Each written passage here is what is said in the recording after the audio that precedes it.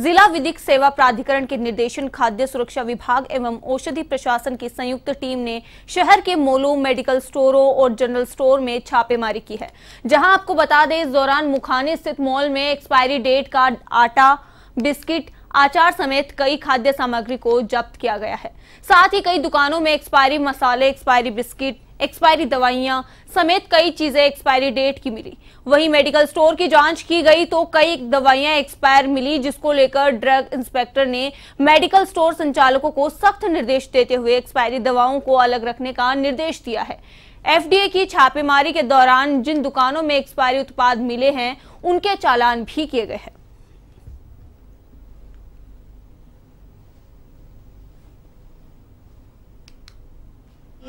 जिला विधि सेवा प्राधिकरण के आदेशों के क्रम में औषधि विभाग व खाद्य विभाग की संयुक्त टीम प्रशासन के साथ हम लोगों ने हल्द्वानी के मुखानी क्षेत्र में प्रतिष्ठानों का, जिसमें मेडिकल स्टोर और खाद्य प्रतिष्ठान है, उनका संयुक्त निरीक्षण हमारे द्वारा किया गया। क्या रहा? निरीक्षण के दौरान हमने एक्सपायरी जो फूड आइटम्स हैं, ड्रग आइटम्स हैं, उसके अलावा जो भी कंडीशन ऑफ लाइसेंस में हमारा रहता है, उसके अंतर्गत हमारे द्वारा चेकिंग की गई है। सचिव जिला विधिक सेवा प्राधिकरण के आदेश पे आज मुखानी एरिया में हमने ड्रग और फूड के डिपार्टमेंट ने ज्वाइंट चेकिंग अभियान चलाया। ड्रग का तो मैडम ने बता दिया, फूड का हम लोग लगभग 13 से 14 दुकानों का निरीक्षण किया और 3-4 जगह पे हमने एक्सपायरी भी पाया है। और उसमें एक का तो हमने चलान किया, काफ़ी वहाँ पे एक्सपायरी मिला है, तो उसमें सेक्शन 27(3)(a) के वायलेशन हुआ है और 58 में हम ऋषिकेश में कांवड़ यात्रा को देखते हुए त्रिवेणी घाट और बस अड्डा परिसर में पुलिस ने एएसएसपी अजय सिंह के निर्देश पर सघन चेकिंग अभियान चलाया है, जहां पुलिस के साथ डॉग स्क्वाड और बम डिस्पोजल दस्ते की टीम भी तलाशी अभियान में शामिल रही। पुलिस ने अलग अलग जगह रखे सामान को चेक किया और वाहनों की तलाशी ली और साथ ही संदिग्ध दिखने वाले लोगों से तलाशी लेकर पूछताछ भी की। कोतवाल राजेंद्र सिंह खोलिया ने बताया कि इस चेकिंग अभियान का मकसद लोगों को सुरक्षा का संदेश देना है। फिलहाल किसी भी प्रकार से चेकिंग में कोई भी आपत्तिजनक सामग्री नहीं मिली है।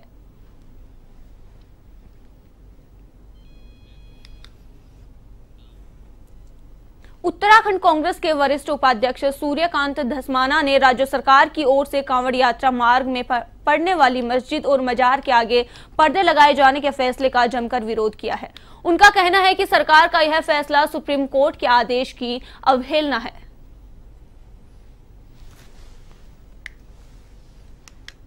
हरिद्वार जनपद में तमाम मस्जिदों और मजारों पर कर्टेन डालने का, पर्दा लगाने का जो आदेश है, वो माननीय उच्चतम न्यायालय के आदेश के विपरीत माननीय उच्चतम न्यायालय की अवमानना का मामला है।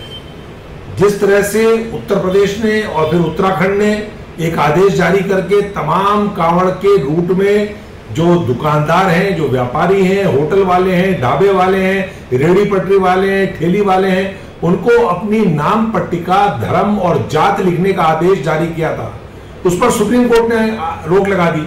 और अब उत्तराखंड सरकार में जिसने भी ये आदेश जारी किया है कि मजारों में और मस्जिदों पर जो कांवड़ रूट में पड़ते हैं उसमें पर्दे लगाए जाएं, मैं समझता हूं कि ये सुप्रीम कोर्ट के आदेशों की अवहेलना है, अवमानना है और ये इनकी विनाश काल आ गया है।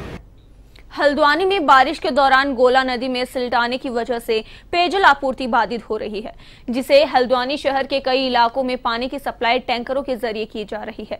पेयजल संस्थान के अधीक्षण अभियंता के मुताबिक गोला नदी में अधिक सिल्ट आने की वजह से फिल्टर प्लांट ठीक से काम नहीं कर पाता और पानी की गुणवत्ता पर भी असर पड़ता है।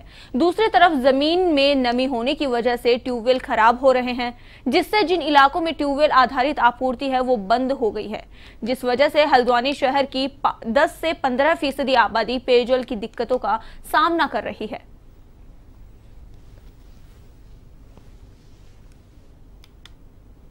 वर्तमान में ऐसी पानी की क्राइसिस नहीं है कि हमें पानी नहीं मिल रहा गोला से, लेकिन प्लांट के कम चलने के कारण, कम क्षमता पे चलने के कारण हमें 40% का जो डिफेक्ट है वो हो रहा है, जिसको हम जगह जगह अपने टैंकरों के माध्यम से पानी भेज करके पूरा कर रहे हैं, उपभोक्ताओं को कोई भी कमी नहीं हो।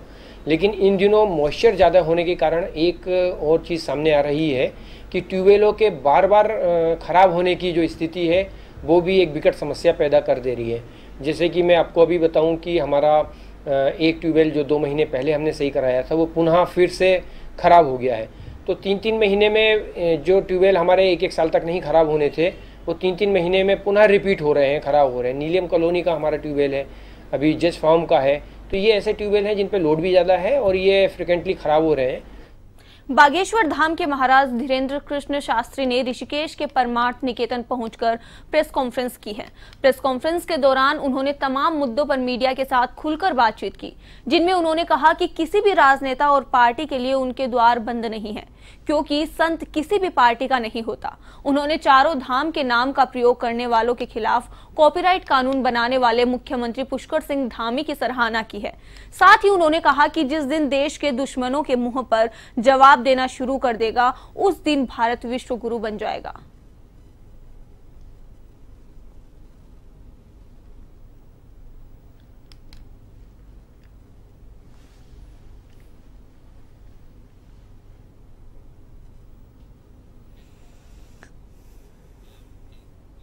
उत्तराखंड में फिलहाल भीषण बारिश देखने को मिल रही है। वहीं गोमुख से गोमूत्री धाम में भारी बारिश के चलते भागीरथ नदी का रौद्र रूप साफ देखने को मिल रहा है। भागीरथी शिला गंगा नदी के मुख्य मार्ग पर पानी आने से यात्रियों और दुकानदारों में अफरा तफरी मची हुई है। साथ ही शिवानंद आश्रम गंगोत्री का रास्ता भी क्षतिग्रस्त हो गया है।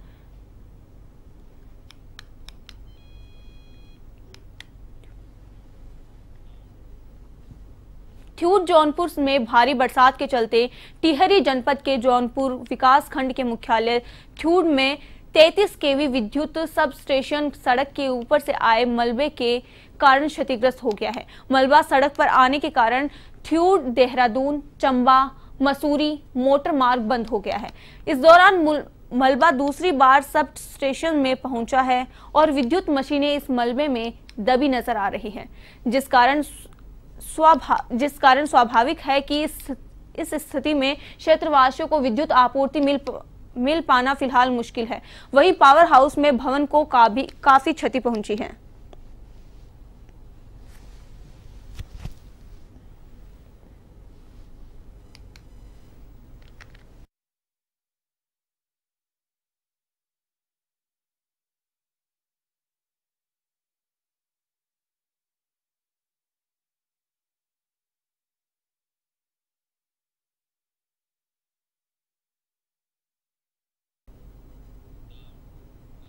कुमाऊं कमिश्नर दीपक रावत ने एक बार फिर निरीक्षण के दौरान एसडीएम ऑफिस बाजपुर में हड़कंप मचा दिया।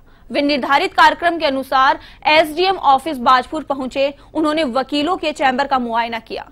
बाद में उन्होंने एसडीएम कोर्ट में बैठकर फाइलों की जांच पड़ताल की। जांच पड़ताल के दौरान पुराने मामलों और फाइलों में अनियमितताएं मिलने पर एसडीएम बाजपुर राकेश चंद्र तिवारी की जमकर लताड़ लगाई। निरीक्षण के दौरान आई भारी कमियों पर एसडीएम ने अनुपालन आख्या 1 महीने के अंदर पेश करने के आदेश दिए हैं।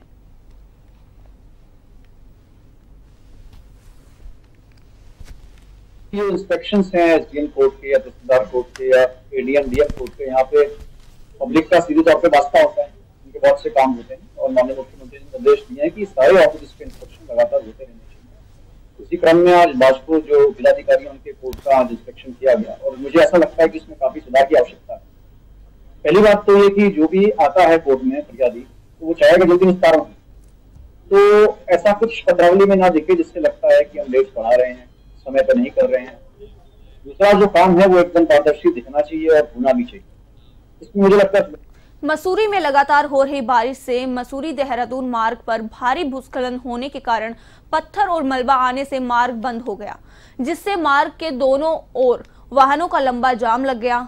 वहीं जेसीबी के माध्यम से मार्ग पर आए पत्थर और मलबे को हटाने की प्रक्रिया की गई, जिसमें करीब 2 घंटे के बाद मार्ग को सुचारू किया जा सका। वहीं सुरक्षा की दृष्टि से मसूरी आने वाले वाहनों को कुछ समय के लिए कोठाल गेट पर रोका गया, जिससे लोगों को गालोगी पावर हाउस के पास क्षतिग्रस्त हिस्से पर पहुंचने पर दिक्कत ना हो। एसडीएम डॉक्टर दीपक सैनी ने कहा कि जनता को किसी प्रकार की दिक्कत नहीं होनी चाहिए, परंतु अधिकारियों और ठेकेदार की लापरवाही देखी जा रही है। स्थानीय निवासियों का कहना है कि क्षतिग्रस्त पहाड़ी के ट्रीटमेंट के लिए सरकार द्वारा करीब 22 करोड़ रुपए खर्च किए जा रहे हैं, परंतु व्यवस्था के नाम पर कुछ नहीं है।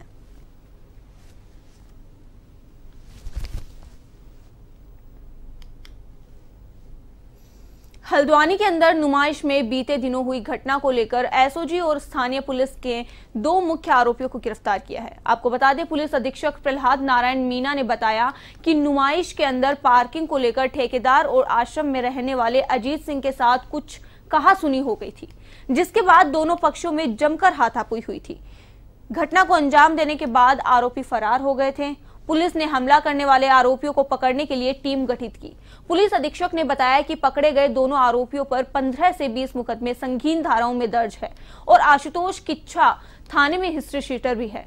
पुलिस ने एसओजी और स्थानीय पुलिस को बधाई दी और कहा कि बाहर से आया कोई भी व्यक्ति नैनीताल में घटनाओं को अंजाम देगा तो उसको बख्शा नहीं जाएगा।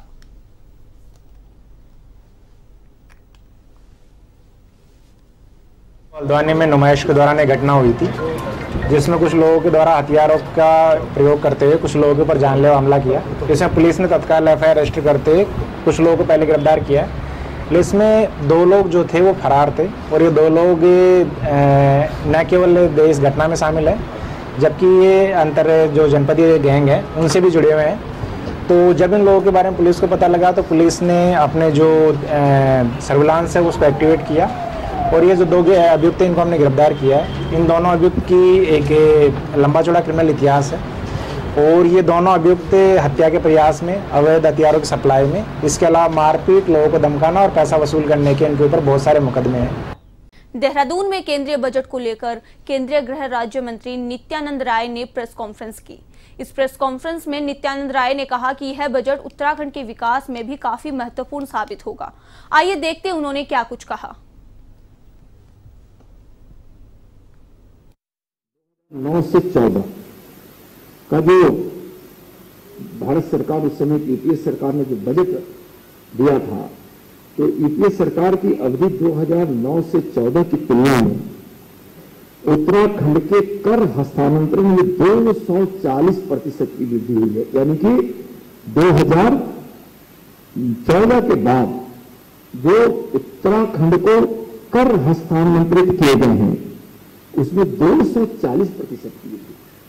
केंद्र की सरकार द्वारा जो उनको अनुदान दिया जाता था, तो सरकार के द्वारा जो सहायता दी जाती थी अनुदान की राशि, उसमें भी यूपीए की तुलना में एनडीए मोदी जी के नेतृत्व वाली सरकार में 253% की बढ़ोतरी की।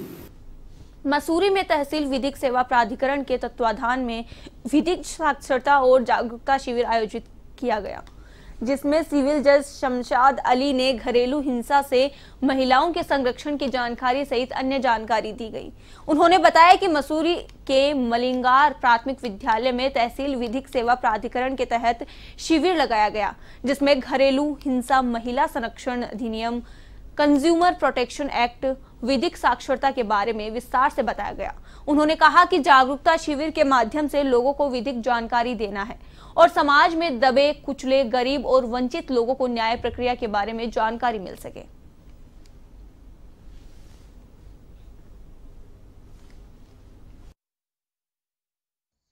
आयोजन किया गया, जिसमें काफी लोग उपस्थित हुए और इन लोगों को घरेलू हिंसाओं से महिलाओं का संरक्षण अधिनियम के संबंध में मेरे द्वारा जानकारी दी गई। कंज्यूमर प्रोटेक्शन एक्ट के बारे में इनको बताया और जिसमें हमारे साथ और अधिवक्तागण भी मौजूद हैं। इन्होंने भी इस संबंध में विधिक साक्षरता के संबंध में अपने व्याख्यान व्यक्त किए गए और ये हमारा कोई डायरेक्शन होता है हर महीने कैंप लगा करके जिला विधिक सेवा प्राधिकरण की तरफ से लोगों को विधिक साक्षरता के बारे में जानकारी से रूबरू कराना। जो समाज के दबे कुचले गरीब व्यक्ति हैं उन तक न्याय की पहुंच हो। कोई भी व्यक्ति ऐसा समाज में ना रहे कि जिससे गरीबी की वजह से उसको न्याय ना मिल सके। यही हमारे डीएलएसए का लक्ष्य है। मसूरी में लगातार हो रही बारिश से जनजीवन अस्त व्यस्त हो गया है, जिससे लोगों को भारी परेशानियों का सामना करना पड़ रहा है। वहीं मसूरी काली स्कूल के पास होटल स्काईलॉर्ड्स के सामने भारी भूस्खलन के बाद पहाड़ी का टुकड़ा गिरने से एक झुग्गी उसकी चपेट में आ गई और पूरी तरीके से क्षतिग्रस्त हो गई। वहीं उसमें रह रहे महिला, पुरुष और 2 बच्चे पूछता गिरने से पहले झुग्गी में से भाग गए। मसूरी पुलिस फायर सर्विस मौके पर पहुंची और झुग्गी में रह रहे लोगों को सुरक्षित स्थान पर शिफ्ट किया गया और साथ ही लोक निर्माण विभाग के द्वारा सड़क पर आए मलबा को जेसीबी के माध्यम से हटाकर यातायात को सुचारू किया गया।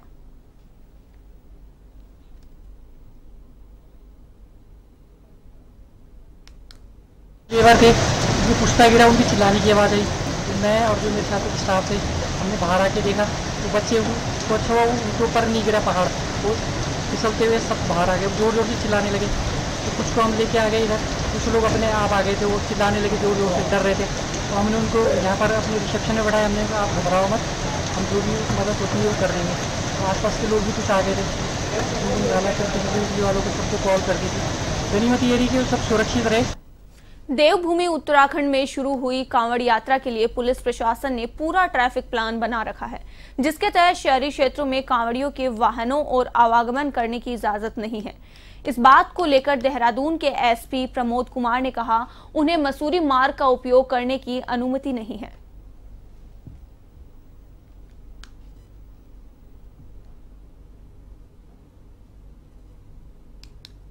किसी भी जो है कावड़ वाहन को जो है हमारे नगर क्षेत्र में आने की अनुमति नहीं है, चाहे वो किसी भी दिशा से हो, चाहे वो सहारनपुर साइड से हो या हरिद्वार या मसूरी, तो सिटी क्षेत्र में आने की तो अनुमति नहीं है। जो भी कावड़िया तो आशागुड़ी की साइड से आएंगे या विकासनगर साइड से आ गए और जिनको कि हरिद्वार की तरफ को जाना है, तो सीधी सी बात है उनका जो रूट है वो क्या कहते हैं शिमला बाईपास और उसके बाद फिर ISBT और फिर कारगिल चौक रिस्पना होते हुए जो है वो ऋषिकेश की ओर प्रस्थान करेंगे। उत्तराखंड के यमुनोत्री धाम में भारी वर्षा होने के कारण यमुना नदी का जल स्तर काफी बढ़ गया है, जिससे मंदिर परिसर के नीचे वाले तट के साथ रसोई घर जाने वाले रास्ते की दीवार भी क्षतिग्रस्त हो गई है। वहीं जानकी चट्टी में बनी पार्किंग में खड़े वाहन भी मलबे की चपेट में आ गए और साथ ही पास ही सो रहे मजदूर ने भागकर जान बचाई। प्रशासन ने मौके पर यमुना नदी के किनारे हनुमान चट्टी, सयाना चट्टी और खरादी आदि स्थानों पर माइक से अनाउंसमेंट कर लोगों को सतर्क किया।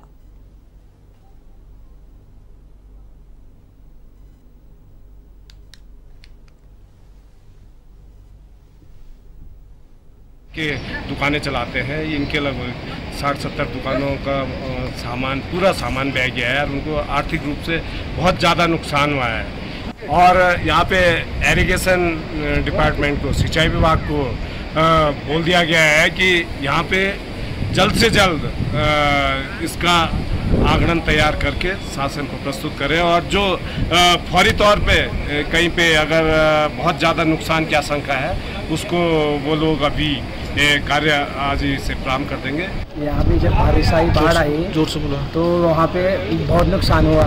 जैसे हमारे वहाँ पे बारदाना का रजाई गद्दे थे और होटल का बारदाना का, और जैसे हमारे खच्चर थे उनका जो रहने की व्यवस्था तो सारे बच गए, वहाँ पे कुछ बचा नहीं। देखा पहले ये फोन आया होटल वालों ने, तो यहाँ कबाड़ी थी 20 कबाड़ी थी, तो कबाड़ी ने बेचारे ने छलांग मारी तब बची वो 20 कबाड़ी थे जो सफाई कर रहे हैं जिला पंचायत कर्मचारी, और 20-25 वहाँ जिला पंचायत की सफाई था वो ठीक लगी थी, जिला पंचायत की कूड़ेदान की सफाई था वो थी, लैटरिंग थी 25 लैटरिंग बही और कुछ गाड़ियाँ थी, गाड़ियाँ बच गई सारी गाड़ियाँ भाई। और जो हमने वहाँ देखा पंप पर यहीं भी थे उस समय। उत्तराखंड के शहर घनसाली क्षेत्र में भीषण बारिश हो रही है, जिसके कारण ग्राम तोली में देर रात लैंडस्लाइड हुई, जिसमें एक भवन में एक महिला और एक बेटी की दबने की सूचना प्राप्त हुई। तत्काल जानकारी मिलते ही शहर की एसडीएम, तहसीलदार पटवारी समेत SDRF, PWD टीम भी रवाना हुई। साथ ही नगरपालिका टीम और स्वास्थ्य टीम एम्बुलेंस के साथ मौके पर पहुंची।